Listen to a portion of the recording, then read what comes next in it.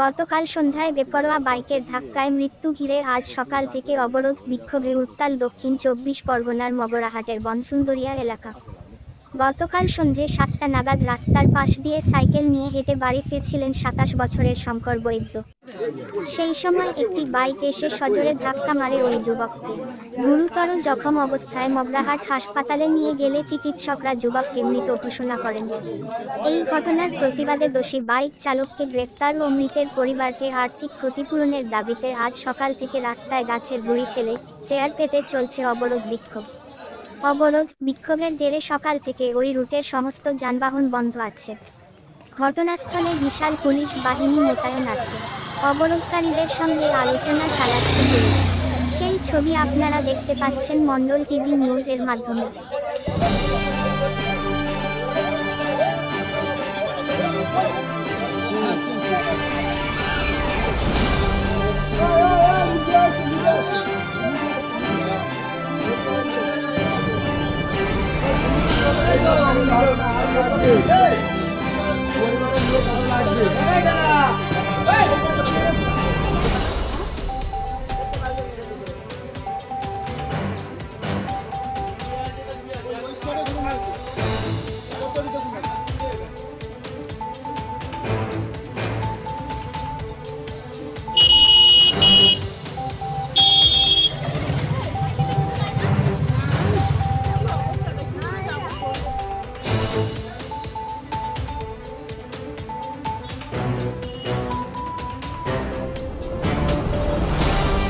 করছেন?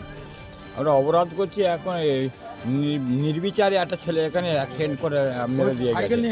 ঘটনাটা কালকে ঘটে গেছে, হ্যাঁ। পুলিশ প্রশাসন দেখছে, কি বলছে? দেখছে তারা বলছে যে তোমরা অবরোধ করো, আমরা ইয়ে করে দেবো, আমরা হচ্ছে মেয়েটার কোনো রকম ব্যবস্থা করবো। কিন্তু আমরা বলতে যাচ্ছি যে লিখিতভাবে না দিলে আমরা লিখিতভাবে বলে যাচ্ছে নাও বলতে পারবো, অবরোধ তুলবো না, আমরা অবরোধ তুলবো না।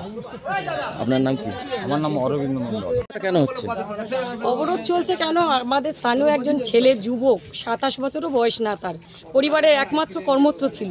সেই ছেলেটিকে কালকে সন্ধেবেলা যখন সে এখানে দাঁড়িয়ে কথা বলছে রাস্তার উপরে, বেপরোয়া বাইক নিয়ে এসে তার উপরে ধাক্কা মারা হয় এবং স্পটেই সে মারা যায়। যার জন্য আমরা প্রশাসনকে জানিয়েছি এবং গ্রামের সদস্য এবং প্রধান সবই জানে। আমাদের একটাই অনুরোধ যে এই পরিবারটার পাশে আমাদের দাঁড়াতে হবে এবং সেই জন্যই সাধারণ জনগণ সবাই আমরা বিক্ষোভ